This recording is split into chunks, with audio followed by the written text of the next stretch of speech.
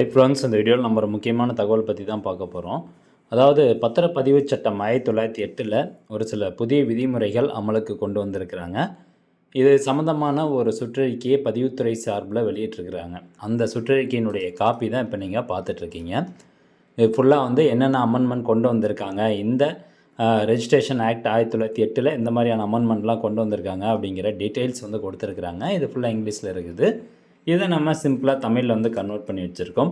So இதில் எந்த மாதிரியான புதிய விதிமுறைகள் அமலுக்கு வந்திருக்கு அப்படிங்கிறத ஷார்ட்டாக வந்து பார்த்துடலாம்.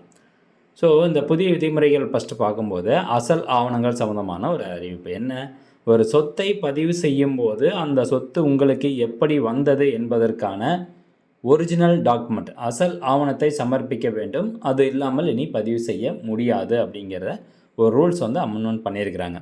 அந்த சொத்தினுடைய ஒரிஜினல் டாக்குமெண்ட்டு வேணும் அப்படின்னு சொல்கிறாங்க. சேல் டீடு, வில்லங்கச் சான்றிதழ். அதே மாதிரி ஒரு சொத்தை பதிவு செய்யும்போது சொத்து பதிவு செய்ய விண்ணப்பிக்கும் தேதிக்கு முந்தைய 10 நாட்களுக்குள் பெறப்பட்ட வில்லங்கச் சான்றிதழை இணைக்க வேண்டும், கண்டிப்பாக இணைக்க வேண்டும்.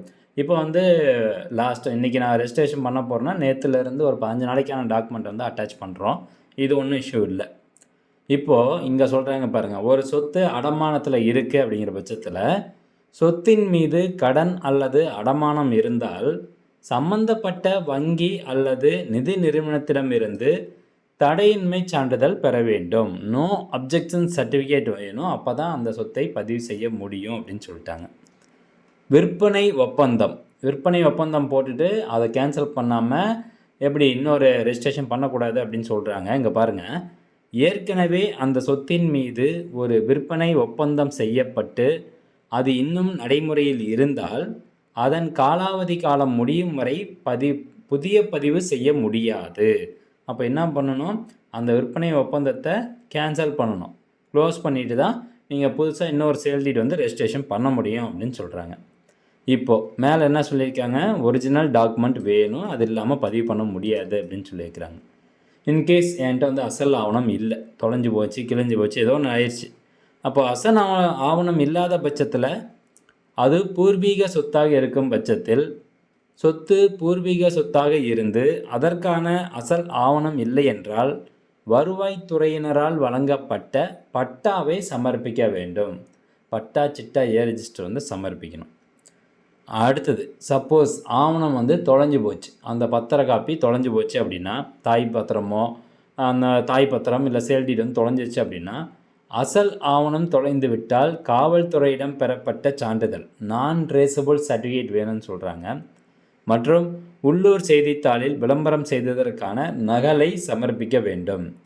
அப்போ உங்களுடைய சேல் டீடானது தொலைஞ்சிருச்சு, ஒரிஜினல் டாக்குமெண்ட் தொலைஞ்சிருச்சு அப்படின்னா போலீஸ்கிட்ட கம்ப்ளைண்ட் கொடுத்து அதை என்டிசி சர்டிஃபிகேட் வாங்கணும், நான் ட்ரேசபிள் சர்டிஃபிகேட் வாங்கணும். அதே மாதிரி இந்த டாக்குமெண்ட் இந்த தேதியில் தொலைஞ்சிருச்சு அப்படின்னு உள்ளூர் செய்தித்தாளில் விளம்பரம் கொடுத்து அதற்கான நகல் காப்பியை நீங்கள் அட்டாச் பண்ணணும் அப்படின்னு சொல்கிறாங்க. அப்போ தான் பத்திரத்தை பதிவு பண்ண முடியும்.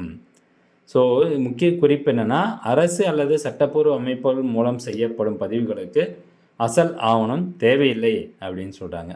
இந்த சட்டம் தமிழ்நாடு முழுவதும் உடனடியாக நடைமுறைக்கு வருகிறது. ஸோ இதுதான் இந்த அப்டேட்டு. இந்த டீட்டெயில்ஸ் தான் பார்த்தீங்கன்னா இதில் சொல்லியிருக்கிறாங்க. எந்த மாதிரியான அமெண்ட்மெண்ட்டு புதுசாக இந்த ரெஜிஸ்ட்ரேஷன் ஆக்ட் 1908 கொண்டு வந்திருக்காங்க அப்படிங்கிறத டீட்டெயில்டாக நம்ம பார்த்துருக்கோம். இந்த பிடிஎஃப்கான லிங்க் நான் டிஸ்கிரிப்ஷனில் கொடுத்துட்றேன்.